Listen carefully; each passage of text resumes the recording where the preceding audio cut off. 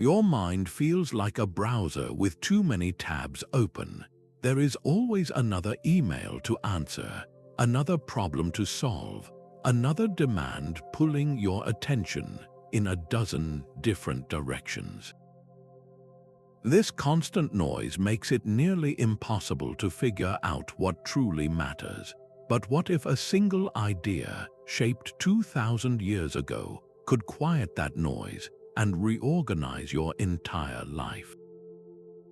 The Roman Emperor Marcus Aurelius wrote that the soul becomes dyed with the color of its thoughts. This video explores the core Stoic principles that teach you how to choose that color deliberately. You will learn to separate the things you can influence from the things you cannot, a skill that leads to profound and lasting mental clarity. This is not abstract philosophy, it is a practical system for reclaiming your peace. We will uncover how ancient wisdom can help with the challenge of modern overwhelm. What part of your life feels most out of your control right now? The most powerful tool for reorganizing your life starts with a simple division. This is the core of Stoic practice, a principle so fundamental it can reshape your entire perspective on daily stress. It is the idea that some things are within our control and a great many others are not. Our own judgments, the goals we set for ourselves, the values we choose to live by, and the actions we decide to take, these are all up to us. Everything else, from what other people say about us to the traffic jam that makes us late, from the outcome of a project to the weather itself, is ultimately not within our command. The philosopher Epictetus opened his manual for life with this very distinction. He wrote, "Some things are within our power while others are not. Within our power are opinion, motivation, desire, aversion, and, in a word, whatever is of our own doing." Our peace of mind depends entirely on learning to focus our energy only on that first category, on what is truly our own doing. Think about a common stressor, like being stuck in unexpected traffic when you are already late. The traffic itself, the red lights, the other drivers, these are all outside your sphere of control. Wishing for the cars to vanish or feeling upset about the delay only drains your energy and creates internal turmoil. What is within your control is your response. You can choose to use the time to listen to an audiobook, to take a few deep breaths, or to call ahead and let someone know you will be delayed. The effort shifts from fruitless frustration to managing your own reaction, which is the only part of the situation you can ever truly command. Now, bring this idea into your own world. Think of 3 things that caused you significant stress over the last week. Perhaps a difficult conversation, a looming deadline, or a personal concern. Write them down if you can, and then, next to each one, honestly ask yourself, which part of this was truly within my control, and which part was not? You might find that a great deal of your mental energy is being spent on things you cannot change, leaving less for the things you can. What if every setback was actually a hidden advantage? This is the heart of a powerful Stoic principle known as Amor Fati, a Latin phrase that translates to a love of one's fate. It is the radical practice of not merely accepting what happens to you, but embracing it wholeheartedly.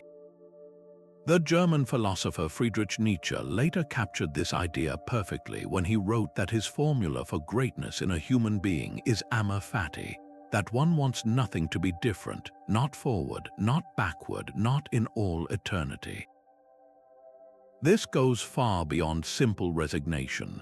It is about actively loving your story, every part of it, including the unexpected turns, the delays, and the challenges. The core of this mindset is found in the writings of Marcus Aurelius, who constantly reminded himself to welcome every event, not as a disruption, but as familiar and intended for you. He saw every obstacle as fuel for the fire of his own character.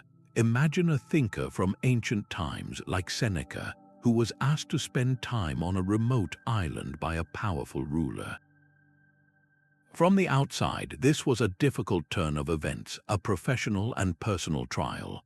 Yet, Seneca did not crumble. He used that period of quiet to write some of his most profound letters and essays, works that have inspired millions for 2,000 years. That time away, the very thing meant to limit him, became the catalyst for his greatest contributions. This is the transformative power of Amor Fati. It reframes adversity from an enemy to be resisted into a necessary and valuable part of your unique journey. The traffic jam is no longer a frustration. It is an opportunity for unexpected quiet.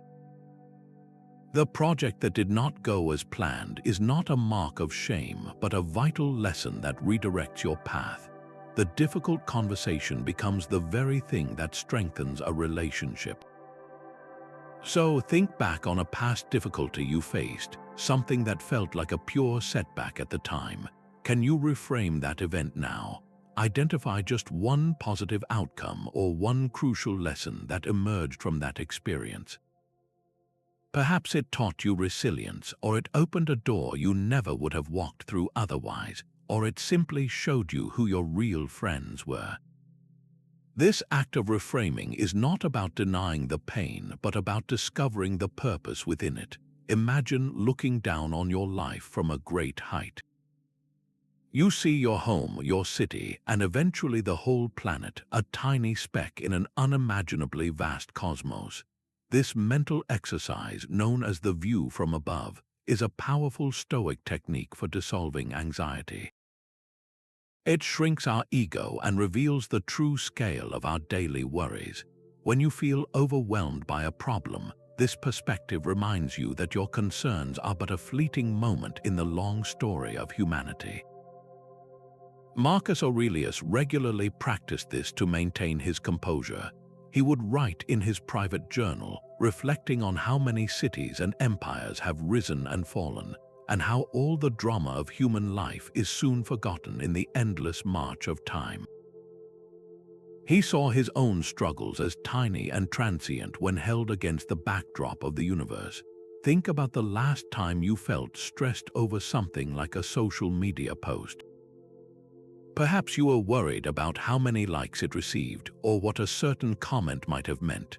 Now pull that camera back in your mind. See yourself not just in your room, but as one person among billions, living on a small planet orbiting an average star in one galaxy among countless others. From that vantage point, does the social media post still hold the same weight? This is not meant to make your life feel insignificant, but to free you from the tyranny of minor concerns. It creates space for what truly matters, like your character, your relationships, and your contributions. The next time you feel your chest tighten with stress over a small matter, pause for just a moment. Close your eyes and practice this view from above. Watch as the problem shrinks to its proper size, no longer a giant obstacle but a manageable part of your larger journey. What minor concern have you been allowing to occupy too much of your mind? Contrary to what you might think, thinking about our time here is one of the most life-affirming practices. The Stoics called this Memento Mori, a Latin phrase meaning remember you must die. This is not a fixation on an ending, but a powerful tool to ignite urgency and deep appreciation for the life you are living right now. It acts as a filter, instantly clearing away the trivial worries and surface-level goals that so often fill our days. The Stoic philosopher Seneca put it beautifully in his letters, writing that life is long if you know how to use it. He believed we are not given a short life, but we make it short by spending our time on things that do not matter. Remembering our limited time here brings a profound clarity.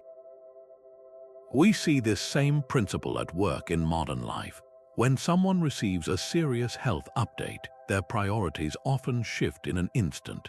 The endless to-do list vanishes, and what remains are the essentials, meaningful connections, and the passions they had set aside for another day. Memento Mori is the practice of finding that clarity without the crisis. of asking yourself what you would do if your time were truly limited. So, take a moment for a challenging reflection. If you knew with certainty that you had 1 year left to live, what would you stop doing immediately? What would you start? Write down 3 things you would change, not out of fear, but as a guide to what you value most when all the noise is gone.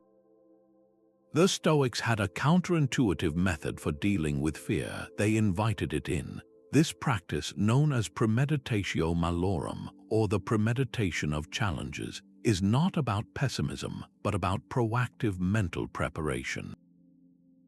It involves deliberately visualizing the difficult scenarios that trouble us, not to dwell on them, but to strip them of their power to shock and paralyze. By facing what we fear in the safe space of our own minds, we transform the unknown into the manageable. Seneca championed this approach, writing that the wise person thinks of life's difficulties not with dread, but as possibilities to be contemplated. He will think of change, of hardship, of uncertainty, so that he is not broken or overwhelmed if any of them befall him. The goal is to see these potential challenges clearly, accept that they are part of the human experience, and rehearse how you would respond with strength and character. Imagine you have a crucial job interview next week, and the anxiety is starting to build. Instead of trying to suppress the nervousness, you sit down and calmly premeditate the most difficult outcome. You visualize not receiving the job offer. You sit with that feeling for a moment, acknowledging the disappointment. Then you ask yourself the most important question: what would I do next? You would update your resume, you would reach out to other contacts, you would learn from the experience. You realize that your character and your capacity for action remain entirely within your control, regardless of the outcome. This mental rehearsal does not guarantee success, but it guarantees that you will not be defeated. It builds a foundation of resilience that makes you more composed and confident when facing the actual event. Now bring this practice into your own life. Choose one upcoming situation that is causing you anxiety, a difficult conversation, a presentation, a travel day. Take 5 minutes to mentally walk through the most challenging scenario. Do not rush through it. Sit with the discomfort. Then, focus your energy on a single question: how would I respond in a way that aligns with my best self? What is the first positive action I would take? By planning your response, you reclaim your power from the fear of the event itself. Our unhappiness often comes not from missing what we want, but from wanting the wrong things. This is the heart of the Stoic approach to desire, a practice of training your wants to align with what is genuinely good and within your influence. The Stoics drew a clear line between a natural preference and a feverish attachment. It is perfectly natural to prefer comfort, success, or recognition. The difficulty starts when we turn those preferences into demands, when we believe we must have them to be happy. This tight grip on external results is the very root of our worry and letdown. The philosopher Epictetus taught that freedom is the only worthy aim in life, and it is secured not by fulfilling every wish, but by correctly aligning our wishes with reality. He wrote that freedom is not achieved by satisfying what you want, but by letting go of wanting itself. He meant we must release the irrational, urgent craving for things outside our control. True freedom comes from welcoming events exactly as they unfold. Consider the common wish for a promotion at work. This result depends on a manager's decision, the company's budget, and other factors you cannot direct. If you tie your happiness and self-worth completely to getting that promotion, you hand over your inner calm to forces beyond your reach. The resulting strain is unavoidable. Now contrast that with the wish to do excellent work. This is entirely within your power. You can choose to be diligent, creative, and collaborative regardless of the final outcome. By shifting your primary wish from the external reward to the internal action, you reclaim your steadiness. Your satisfaction comes from your own effort and character, which no one can take from you. Take a moment to look at one strong wish you are holding right now. It could be for a specific relationship, a possession, or a particular life outcome. Ask yourself this clarifying question: is the fulfillment of this wish truly within my power? If the answer is no, if it depends on another person's choice or on chance, then recognize that attaching your happiness to it is like building your house on sand. What would it feel like to release that demand and instead focus your wish on your own thoughtful response to whatever happens next? Stoicism is not a passive philosophy. It demands we act, but with a specific focus. The discipline of action asks us to channel our energy into doing the right thing for the right reason, and then releasing our grip on the result. This shifts the entire measure of success from what happens in the world to what happens within your own character. The value of your action lies in the intention behind it and the effort you put forth, not in the external outcome, which is never fully within your command. Marcus Aurelius guided himself with this principle, writing that you should do the right thing as if it were a law of nature, without looking for any reward or recognition. The act itself, when done with virtue, is its own complete and perfect reward. Imagine you see someone struggling with a heavy load and you step forward to help. The virtuous act is the sincere offer of your assistance, the kindness in your intention, and the physical effort you extend. That is entirely yours to control. Whether the person accepts your help, whether they are grateful, or whether you successfully solve their problem, these outcomes belong to the external world. If you tie your sense of having done good solely to their reaction, you hand over your inner peace to another person's mood or circumstances. By focusing on the quality of your effort, you ensure that your action remains a source of personal integrity, regardless of the final result. Think about a recent action of your own, perhaps at work or in a relationship, where you found yourself overly attached to a specific outcome. Maybe you gave advice and were frustrated it was not followed, or you worked hard on a project and felt let down by its reception. Now reframe that memory. Can you separate the purity of your effort from the result you could not control? What would it feel like to take pride in the diligence you showed or the care you intended, and to let the rest go? This is how action becomes both free and powerful, a direct expression of your character, unshaken by the shifting winds of external events.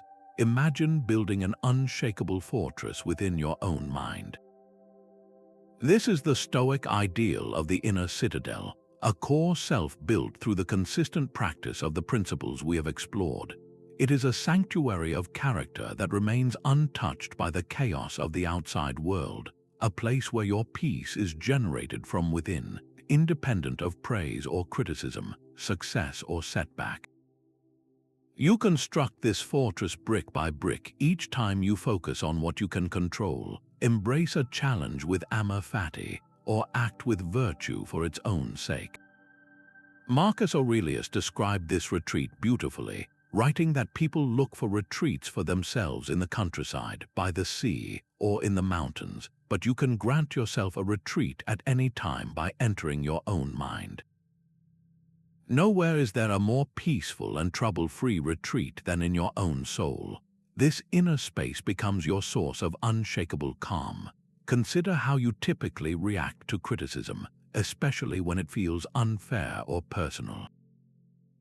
Without an inner citadel, a harsh word can feel like a direct challenge, leaving you defensive, upset, or deeply affected for some time.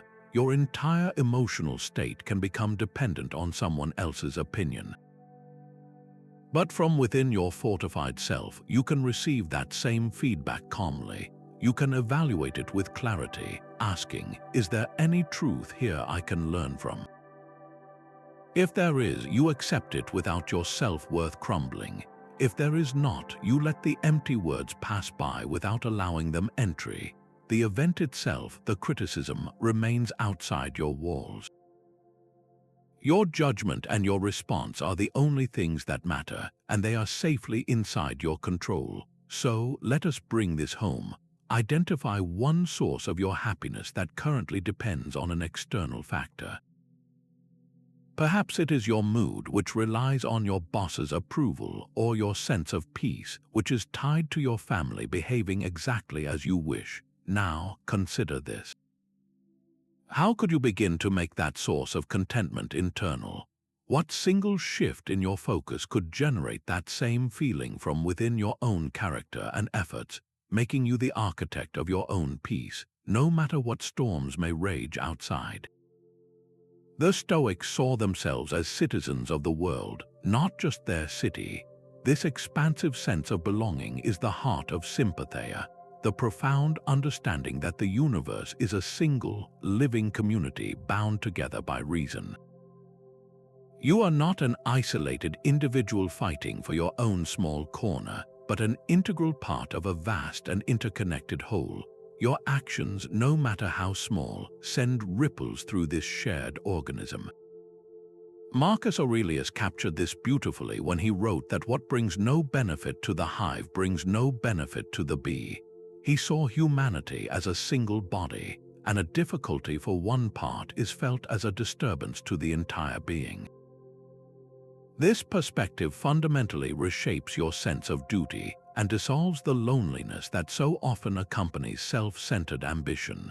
When you act, you are acting for the good of the community you are a part of, which includes everyone.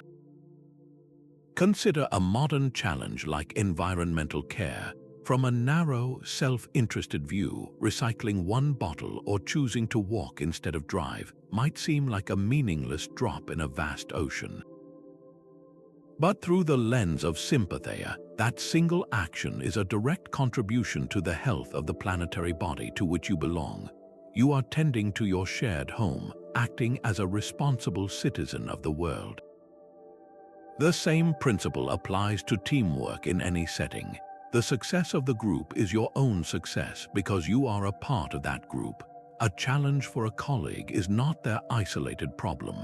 It is a matter for the entire team to address together. This mindset naturally fosters compassion, as the experiences of others are no longer distant dramas, but events within your own extended family. So, here is a simple challenge to make this idea real. Today, perform one small, deliberate act of kindness for someone, whether you know them or not. It could be holding a door, offering a genuine compliment, or letting a car merge into your lane in heavy traffic. As you do it, hold this thought in your mind: I am not just helping one person. I am strengthening the fabric of our shared human community. How does that shift in perspective change the weight and meaning of your simple action? Nothing is good or bad, but thinking makes it so. This was a Stoic idea long before Shakespeare wrote the line. The heart of this practice is learning to gently remove the layer of judgment we so often place over every experience, and to see what happened for what it is, a simple and neutral fact.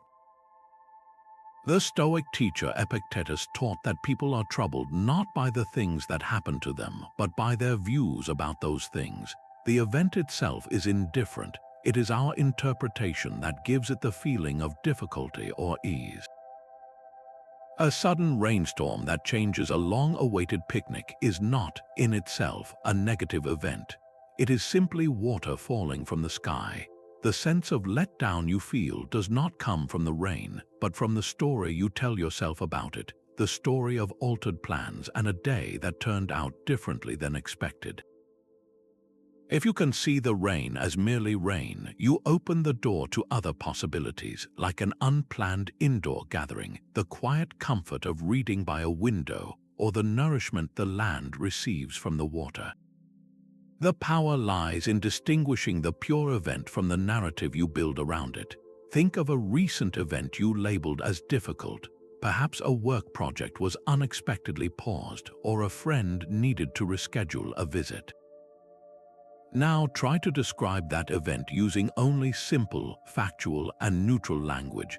Set aside all words that carry a sense of weight, like disappointing or frustrating. You are left with the basic outline of what actually took place. How does this shift in description change your feeling about the event itself? The secret to happiness might be to stop trying to be happier.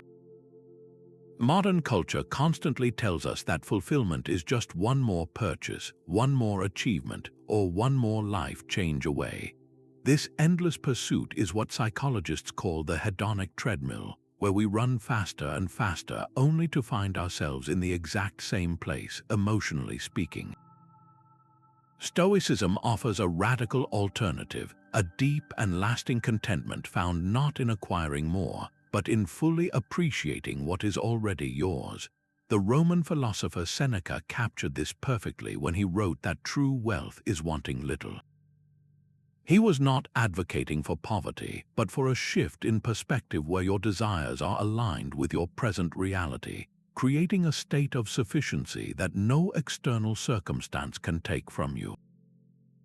This is the art of wanting what you have. Think about the simple comfort of a warm meal, the reliability of a friend who listens, or the quiet beauty of a sunrise.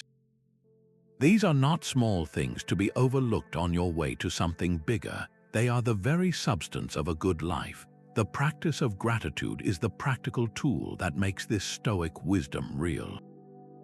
Each day, take a few moments to reflect on 3 things you already possess and are grateful for. Do not just list them, feel their inherent value. Perhaps it is the knowledge you have gained from past experiences, the health that allows you to walk through a park, or the simple security of a home. The goal is to anchor your mind in the abundant gifts that are already present, breaking the cycle of always wanting the next thing. So, let this be your immediate practice. Pause the video for a moment if you need to, and list 5 things you are genuinely grateful for that cost no money. It could be the sound of laughter, a memory that brings you comfort, or the air you are breathing right now. How does shifting your focus from what is missing to what is already here change the feeling in your heart? The Stoics made a claim that sounds quite bold today, that only your character truly matters. They believed the only real good in life is a virtuous character, built on the 4 pillars of wisdom, courage, justice, and self-control. Everything else we often spend our lives pursuing, from physical well-being and financial ease to public standing, they considered indifferent. These external things are not inherently good or bad because they are not fully within our power to secure or keep. They are simply tools. The Stoics did recognize that some of these tools are naturally preferable. It is reasonable to prefer health over illness or comfort over hardship, but these are preferred indifference, nice to have yet entirely secondary to the real work of life, which is cultivating an excellent inner self. Your flourishing does not depend on them. The philosopher Epictetus defined our main task with perfect clarity. He said the most important thing in life is to distinguish between what is yours and what is not. Your character, your judgments, your intentions, these are yours. Your reputation, your possessions, your social standing, these are not. Virtue is the only thing that is truly and completely yours to command. Consider the example of 2 people who both lose their jobs unexpectedly. The first person, whose sense of worth was tied entirely to their position and income, feels completely broken. They see the event as a personal failure and a disaster, falling into a cycle of blame and despair. The second person, who has practiced focusing on what is within their control, also feels the initial sting of disappointment. But their core sense of self is built on virtue. They respond with courage, facing the uncertainty directly. They act with justice, treating their former colleagues with respect. They exercise wisdom, thoughtfully considering their next steps, and they practice self-control, managing their fears without being ruled by them. For this person, the job loss is a difficult external event, but their virtuous response is the real good that comes from the situation. The outcome is measured by the quality of their character, not by the event itself. This invites a challenging reflection on your own definition of success. Pause for a moment and ask yourself, what does a successful life truly mean to me? Now, look honestly at your answer.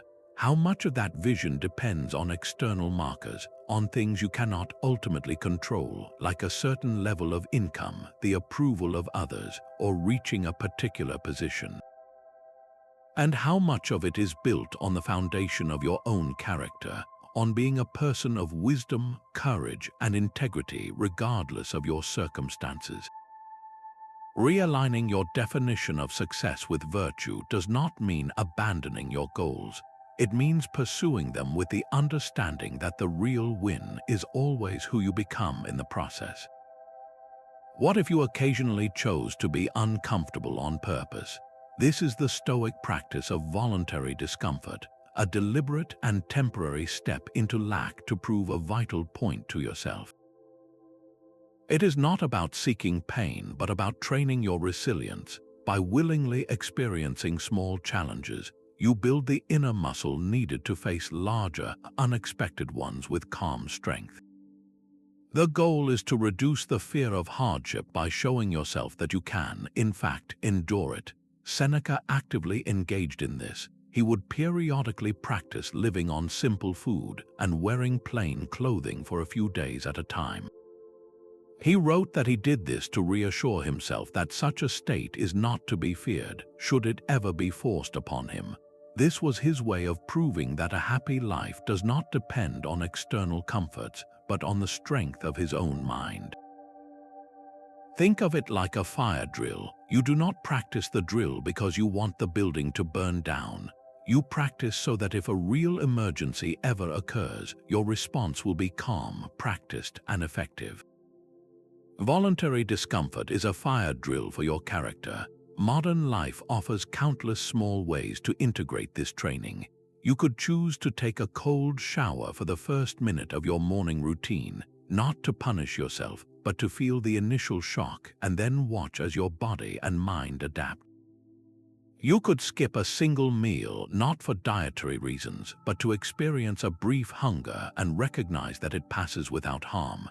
You could walk to a destination you would normally drive to, feeling the slight effort and noticing the world around you in a new way. Each of these small acts is a vote for your own inner fortitude. They whisper to your deepest fears, I am stronger than you think. So here is a direct challenge for the week ahead. Select one minor voluntary discomfort and commit to it. It could be as simple as turning off the heating in your car for a short drive, or spending an evening without any screens. Pay close attention to what happens inside you. Notice the initial resistance, and then observe the moment you realize you are okay. What does that quiet realization of your own resilience feel like? We have all felt the flash of anger, but the Stoics saw it as a failure of reason. They viewed this powerful emotion not as a justified reaction, but as a temporary loss of clarity, a brief confusion that clouds our judgment and leads us away from our true nature. Anger almost always begins with a single, swift judgment, the belief that we have been deliberately wronged. The Stoics argued that this initial interpretation is where the battle is lost or won. Seneca, in his thoughtful essay on anger, described it as a passing storm that is completely at odds with a reasoned life. He wrote that no force has cost the human race more, and that it is a destructive energy that unsettles both the individual and everything it touches. The core Stoic insight is that anger is never a useful tool. It does not solve problems, it escalates them. It does not bring justice, it creates more difficulty. It offers the illusion of strength while actually revealing a loss of self-control. Think of a time you were cut off in traffic. The immediate, instinctual thought is that person disrespected me, they acted with malice. This judgment that you have been intentionally wronged is the fuel for the fire. But what if the other driver was distracted by an emergency or simply made a clumsy error? The event is the same, but the story you tell yourself about their intent changes everything. By pausing to question that initial judgment, you reclaim your power from the emotion. The Stoic strategy is simple in theory, though difficult in practice. When you feel the heat of anger rising, your first and most important task is to create a pause. Do not act, do not speak, simply breathe. In that space, challenge the story you are telling yourself. Ask, is it absolutely certain that I was wronged with malicious intent? Could there be another explanation for this person's behavior? Then, shift your focus from the perceived offense to your own rational response. What action, taken from a place of calm and clarity, would actually improve the situation? Perhaps it is walking away to cool down, or expressing your boundary without accusation, or simply choosing to let the minor slight go entirely. Recall the last time you felt truly angry. Look past the feeling itself and identify the specific judgment that triggered it. What was the story you told yourself about the other person's actions or intentions? How might viewing that event through a more neutral lens have changed your emotional response and your next action? The past is gone, the future is uncertain. The Stoics argued the present is all we ever truly possess. Our minds habitually abandon this singular point of power, drifting into regret over what has already happened or anxiety about what might come next. Both are illusions, mental territories where we have no authority to build or change anything. True agency exists only in this fleeting, immediate moment.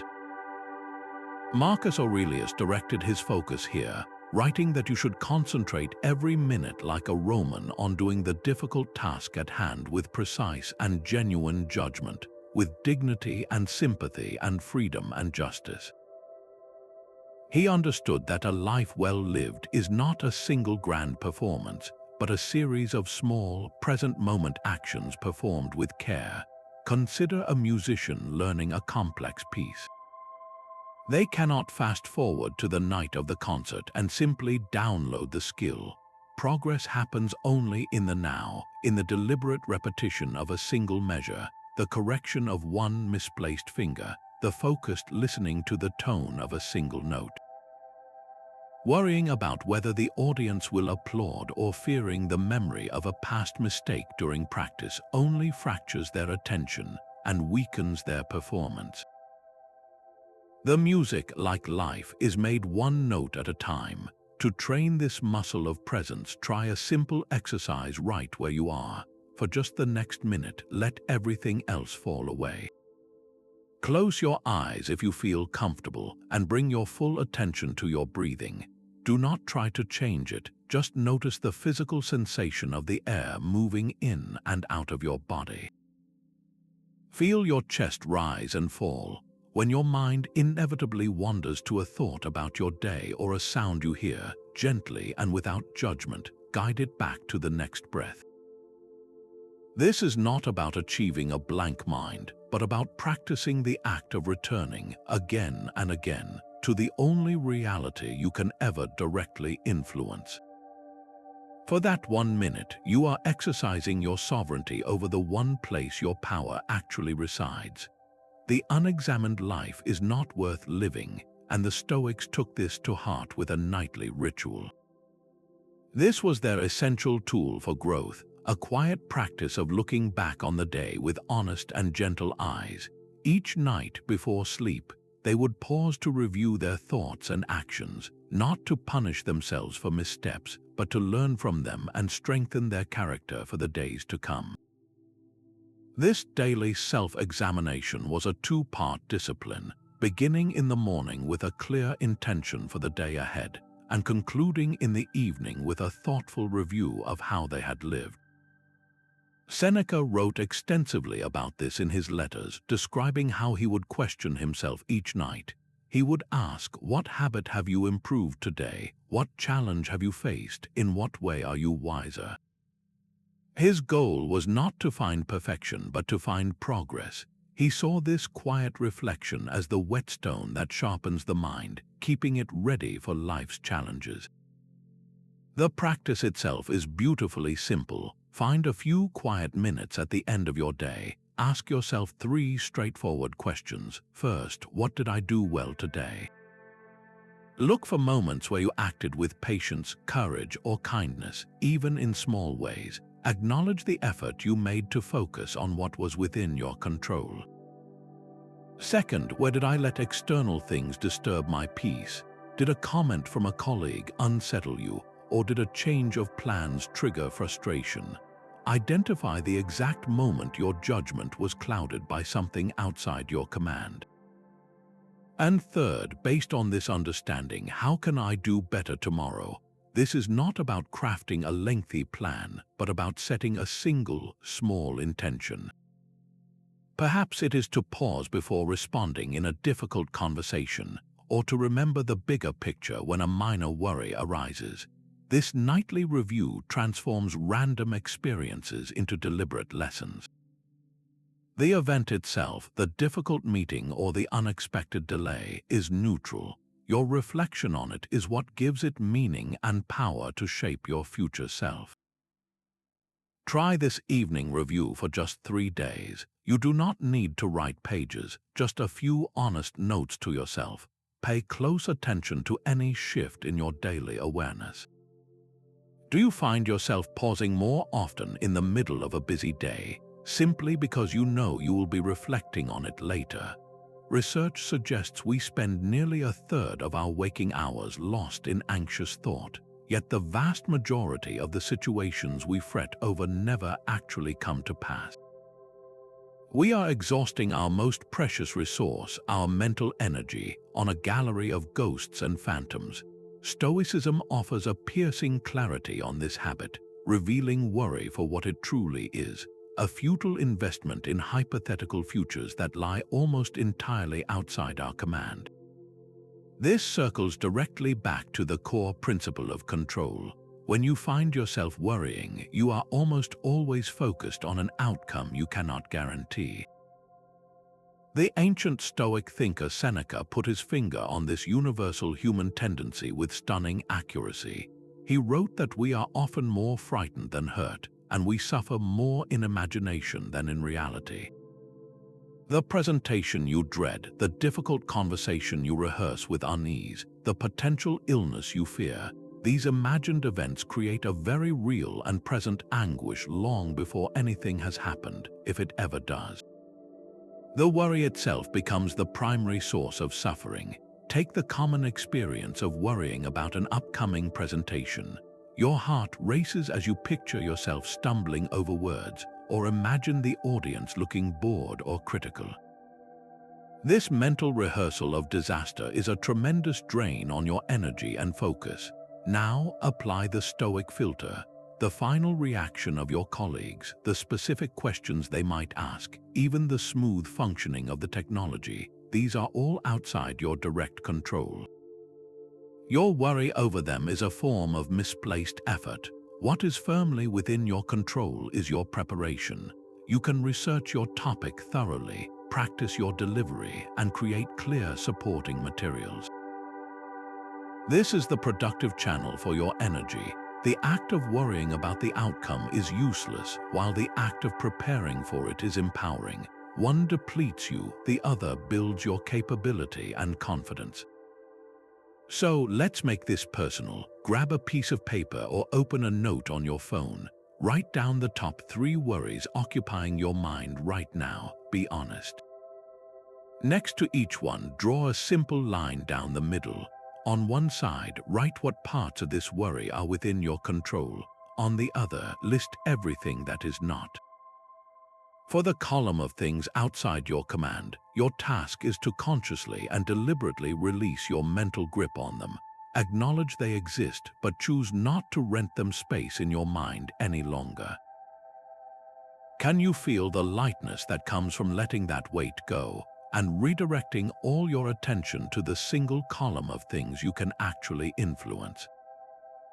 The obstacle in the path becomes the path itself. This is not a riddle, but a profound shift in perception. Within every barrier lies the very material you need to build your strength. A muscle does not grow in a state of comfort, it develops through the strain of lifting weight. In the same way, your character, your resilience, and your wisdom are forged by engaging directly with the things that stand in your way. Marcus Aurelius captured this perfectly in his private writings, reminding himself that the impediment to action advances action.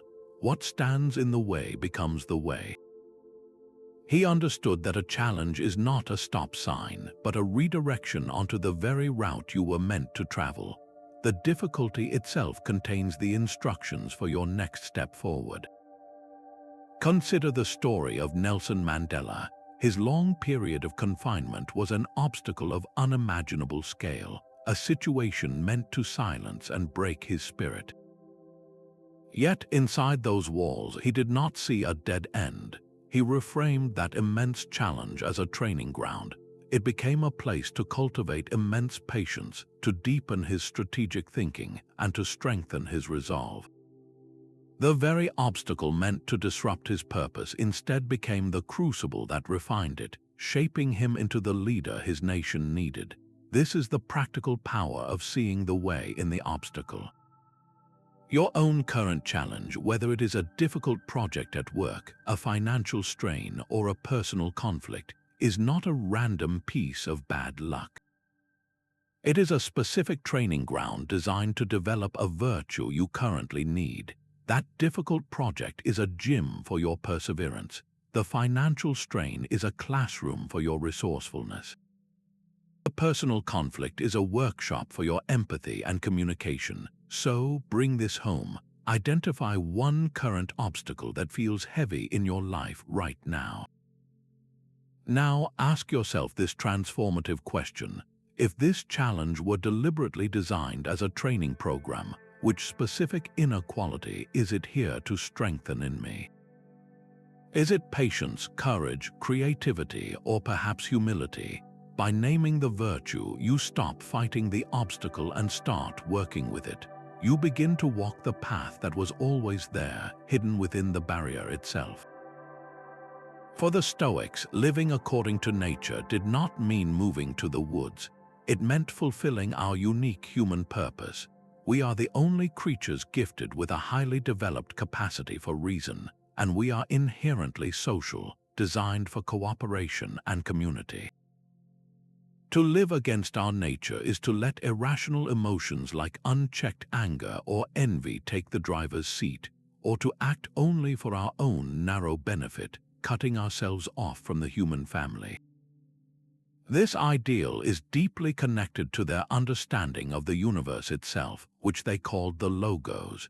This is the rational principle that orders the cosmos, the intelligent energy weaving everything into a single, interconnected whole.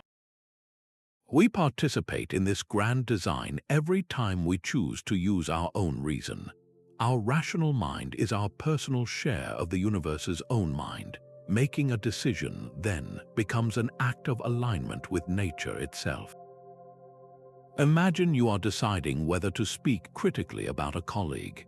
The choice driven by a passing emotion, perhaps irritation or a desire to look better by comparison, is a choice against your nature. It is irrational and fractures social bonds. The natural choice, the one in accordance with reason, considers the common good. It asks, is this comment true? Is it necessary? Is it kind? It might lead you to offer constructive feedback directly to the person, or to simply remain silent. This rational choice strengthens the social fabric you are a part of, fulfilling your role as a cooperative being.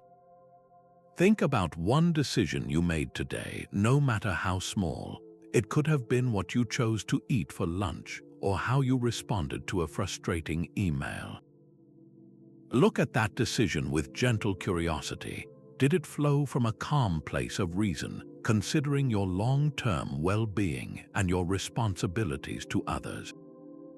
Or was it a reaction to a fleeting emotion, a sudden impulse for comfort or a spark of defensiveness? Simply noticing the origin of your choices is the first step toward living a life that is truly your own. In a world of constant noise, the Stoics valued silence as a superpower. they understood that our judgment is easily clouded by the endless stream of opinions, news, and demands that compete for our attention. To hear the quiet voice of your own reason, you must first create the conditions for it to be heard. Periods of deliberate stillness are not a luxury, they are a necessary reset for the mind, allowing you to step back from the crowd and see your situation with fresh eyes. Seneca championed this practice of retreat, advising that you must periodically withdraw into yourself. He was not suggesting a permanent escape from the world, but a regular training ground where you can strengthen your inner citadel and return to your duties with renewed clarity. Think of your mind as a glass of muddy water. When you are constantly agitated by external noise, the sediment swirls and you cannot see through it. But when you let it sit in stillness, the sediment settles and the water becomes clear. Your best judgments emerge from this state of clarity, not from the frantic stirring. A simple way to build this habit is to reclaim the first 5 minutes of your day. Before you reach for your phone, before you check the news or your messages, just sit quietly. Let the day begin on your own terms. You do not need to meditate in a special way. Just be present with your own breathing and allow your thoughts to arrive without chasing them. This small pocket of silence sets a completely different tone for the hours that follow. So here is a direct challenge. Sometime today, find just 10 minutes to be in complete silence. Turn off all media, put your devices in another room, and simply be with yourself. Do not try to force any particular thought. Just observe what arises. Notice the quality of your thinking when it is not being pulled in a dozen different directions. What do you hear in the quiet when the rest of the world is finally muted? The great cities of the past are now dust, and so too will be our current worries. This is the sobering yet liberating truth of impermanence, a river that carries away everything the world holds dear. All that we strive for, all that we fear to lose, is inherently temporary. Marcus Aurelius dedicated profound thought to this reality, writing in his private meditations that all things of the body are as a river, and all things of the soul are as dream and vapor. Our physical possessions, our social standing, even our own physical form, are flowing water, here for a moment and then gone. Our anxieties and our fleeting joys are like morning mist, substantial only until the sun of reason rises to reveal their true, passing nature. The Stoics saw this not as a reason for despair, but as the ultimate guide for where to place our investment.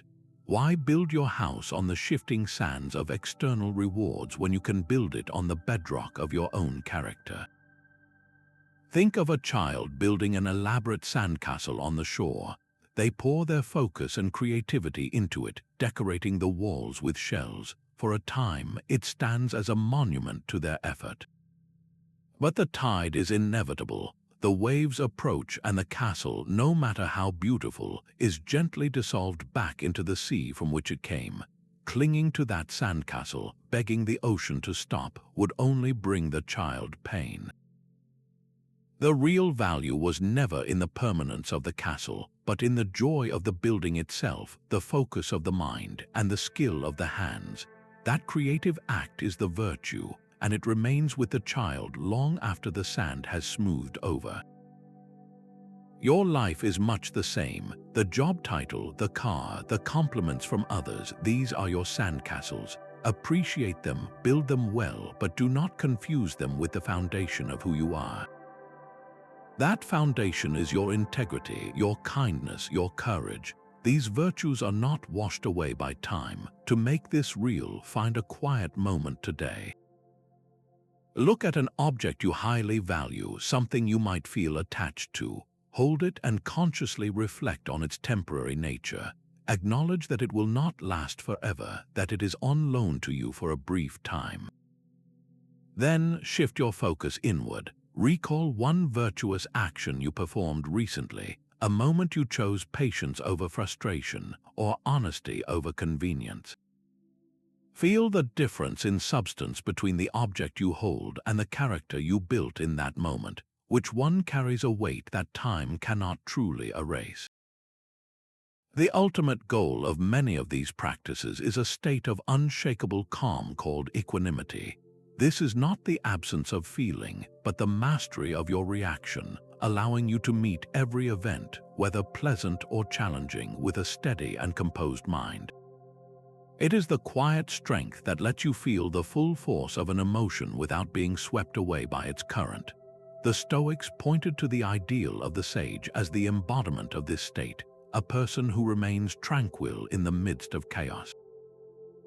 The teacher Epictetus described this perfectly, noting that difficulty shows what you are, meaning that our true character is revealed not when things are easy, but when they are hard. A person with equanimity feels the difficulty, but their inner balance is not overthrown by it. Think of a seasoned captain steering a ship through a powerful storm. The captain feels the massive waves and the howling wind, acknowledges the very real challenge but does not succumb to panic. Their focus remains on adjusting the sails, holding the wheel, and navigating the vessel. They work with the storm, not against it, because their inner compass is steady. Your life is the ship, and the daily challenges are the weather. Equanimity is your hand on the wheel. So, take a quiet moment to rate your typical level of this calm composure on a scale of 1 to 10. Be honest with yourself. Then, look back over the principles we have explored, from focusing on what you control to the nightly review. Identify just one practice that you feel could genuinely help you move that number 1 point higher starting today. We do not have to figure everything out alone. The Stoics actively sought out teachers, even from a distance. They understood that character is not built in isolation, but by surrounding yourself with examples of the person you wish to become. This practice went far beyond simple admiration. It was a deliberate act of choosing guides whose lives offered a clear template for navigating the world with wisdom and resilience. Seneca wrote at length about this, advising his friend Lucilius to select a role model, someone whose way of living and thinking you can adopt as your own standard. He suggested we keep a fixed ideal of character always before our eyes, and we should order our lives as if that person were constantly watching. This is not about imitation, but about internalizing a set of principles by seeing them lived out in a real human story. Think of it as having a personal advisory board for your soul, composed of the wisest people you can find, even if they lived 2,000 years ago. You can bring this practice into your life today by reading biographies or the collected letters of individuals known for their deep integrity and strength.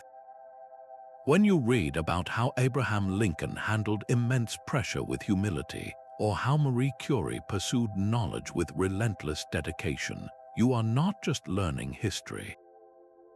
You are gathering a mental library of virtuous responses to real-world challenges. These figures become living proof that courage, justice, and wisdom are possible, even under the most trying circumstances. So take a moment for a powerful reflection. Identify one person, historical or modern, whom you genuinely admire for their character, not just their accomplishments. What 3 specific traits do they embody that you would like to cultivate more deeply in your own life? Is it their unwavering patience, their capacity for forgiveness, or their calm composure in the face of chaos? By naming these qualities, you transform abstract admiration into a practical blueprint for your own growth. When was the last time getting something you wanted actually brought you lasting peace? That initial thrill of a new possession or a fresh achievement fades so quickly, leaving us scanning the horizon for the next target. This cycle reveals a profound truth the Stoics understood, that desire is a bottomless pit. Satisfaction comes not from pouring more into it, but from recognizing its depth and choosing to step away. The philosopher Epictetus, whose ideas on simple living resonated with the Stoics, framed it with stunning clarity. He said, "If you wish to make a person rich, do not give them more money, but take away their desires. This is the core of the illusion, the belief that more external things will finally quiet the internal craving. They never do, they only train you to crave more intensely. Consider the fleeting joy of unboxing a new device. The excitement is real, but it is often gone within days, replaced by a familiar neutral state, or even a new worry about damaging or losing the object. Now contrast that with the enduring satisfaction of helping a friend move into a new home. The memory of that shared effort, the gratitude in their eyes, the strengthened bond between you. This is a warmth that lingers and nourishes you long after the day is over. One experience is based on consumption, the other on contribution, and they feed the soul in entirely different ways. To make this personal, conduct a quiet want audit. List 5 things you currently want. Be honest whether it is a new car, a promotion, or a particular relationship. Now, for each item, ask this critical question: if I obtained this tomorrow, would it fundamentally and permanently improve the quality of my life, or would it simply become my new normal, leaving me with a new set of desires to fulfill? The answer might reveal that your peace has been waiting not for an acquisition, but for a shift in perspective. Between an event and your reaction, there is a space. The Stoics called this space assent. It is that crucial, fleeting moment when you either approve or reject your initial, raw impression of what just happened.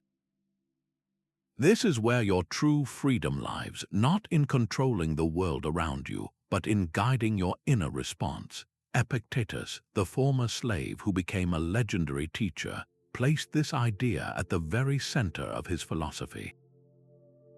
He taught that it is not things that disturb us, but our judgments about things, and we form those judgments in the moment we give our assent. When someone says a critical word to you, the first impression that flashes through your mind might be a sharp feeling of being challenged or misunderstood. That initial thought is automatic, and you are not to blame for its arrival. But in the space that follows, you have a choice. You can automatically agree with that impression, letting it become a solid judgment that fuels frustration or disappointment. Or you can pause and withhold your assent. You can question the initial story. You can choose to see the comment not as a definitive statement, but as one person's opinion, spoken from their own perspective and perhaps their own experience. By withholding your assent from the first, heated interpretation, you prevent a small moment from becoming a larger issue. Think of a time you received a text message that felt terse or distant. The initial impression might have been, "They are upset with me." That thought carries an immediate emotional charge, but if you give your assent to that story, your entire mood shifts. You might start drafting a defensive reply or worrying about the connection. Now, imagine you consciously notice that space. You feel the pull to agree with the story of tension, but you choose instead to say to yourself, "This is a single data point. I do not know their full context. Perhaps they are just busy or tired." By not assenting to the difficult interpretation, you maintain your inner calm and open the door to a much more reasonable and peaceful response. Your power lies entirely in that pause. For the rest of today, make it a small practice to notice this space. The next time a minor inconvenience occurs, like a spill or an unexpected noise, feel the immediate urge to react with frustration. Then, in that tiny gap before you speak or act, take one conscious breath. In that breath, remember your power of assent. You are not a puppet moved by external events, but the one who holds the final approval on what those events mean. Stoics are often seen as cold and detached, but their philosophy is deeply social at its very core. It actively rejects the idea of isolation, framing our lives as interconnected threads in a larger human fabric. This is why justice stands as one of the four cardinal virtues, inseparable from wisdom, courage, and self-control. Our unique gift of reason is not meant for personal benefit alone. It comes with a built-in responsibility to use that reason for the common good. To act unjustly is to act against our own nature, to live as a part of the whole that is not in harmony. Marcus Aurelius began his days with this social duty firmly in mind. He wrote, "When you wake up in the morning, tell yourself, the people I deal with today will be meddling, ungrateful, arrogant, dishonest, jealous, and surly. They are like this because they cannot tell good from evil. But I have seen the beauty of good and the ugliness of evil, and have recognized that the wrongdoer has a nature related to my own. So none of them can harm my character. No one can draw me into what is unworthy, nor can I feel anger at my relative or hate him. We were born to work together like feet, hands, and eyes, like the two rows of teeth, upper and lower. To obstruct each other is unnatural. To feel anger at someone, to turn your back on them, that is obstruction." His morning ritual was not about steeling himself against others, but about preparing to work with them, to contribute his part to the shared human project despite their flaws and his own. This duty manifests not in grand, heroic gestures, but in the small, everyday currency of human connection. It is the act of listening patiently when you would rather interrupt. It is the choice to be fair in a situation where you could easily take advantage. It is the simple cooperation with a colleague on a shared task, putting the group's goal above a moment of personal pride. These are the practical expressions of Stoic justice, the moments where your rational nature chooses to strengthen the community you are a part of. Before this day ends, make this principle real through a single, deliberate act. Perform one small service or kindness for someone else, and do it with no expectation of thanks or reward. Hold a door open, let someone go ahead of you in line, or offer a genuine word of encouragement. As you do it, hold the thought that you are not just being nice, you are fulfilling the fundamental work of a human being. How does shifting your intention from personal gain to communal contribution change the feeling of the action itself? Building a Stoic character is like building a cathedral. It requires laying one stone at a time, day after day, with the faith that your small, consistent efforts will one day form a structure of immense strength and beauty. This is the long view of patience and persistence, a fundamental Stoic virtue that redefines what it means to grow. The frustration you feel when change does not happen overnight is a sign that you are measuring progress by the wrong scale. True character development is the work of a lifetime, a continuous practice, not a single effort with a finish line. Seneca offered profound insight into this process when he wrote that time discovers truth, and that great things are not done by impulse, but by a series of small things brought together. Your journey is not about a single moment of heroic willpower, but about the quiet accumulation of countless small choices to act with reason and virtue. Think about the process of getting physically stronger. A single workout does not transform your body. You might even feel weaker or more tired immediately afterward.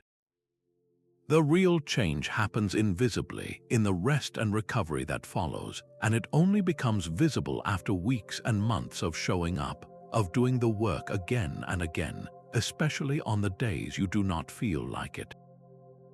Your mental and character fitness operates on the exact same principle. One day of practicing patience in traffic does not make you a patient person. One evening of reflection does not grant you perfect wisdom, but over 30 days or 6 months or 5 years, the cumulative effect of those small practices rewires your default responses and builds a resilience that becomes part of your very nature. The key is to trust the process, even when you cannot yet see the cathedral's spire. So, bring this into your own life with a clear and practical commitment. Identify one single Stoic practice you will commit to for the next 30 days. It could be the nightly review of your day, the morning intention setting, or simply pausing to ask what is within your control when you feel stress arise. Your only goal is consistency, not perfection. Miss a day, then begin again without self-criticism. The power is not in a flawless record, but in the simple, persistent act of returning to the work, of laying another stone. What one practice will you choose to build with starting today? This entire journey through Stoic wisdom leads to one clear destination, a life reorganized from the inside out.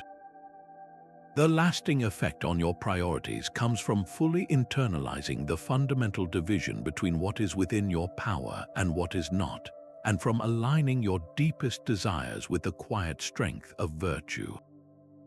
You have learned to direct your energy solely toward your own judgments and actions, to embrace obstacles as the very path forward, to anchor yourself in the power of the present moment, and to find fulfillment in your contribution to the common good.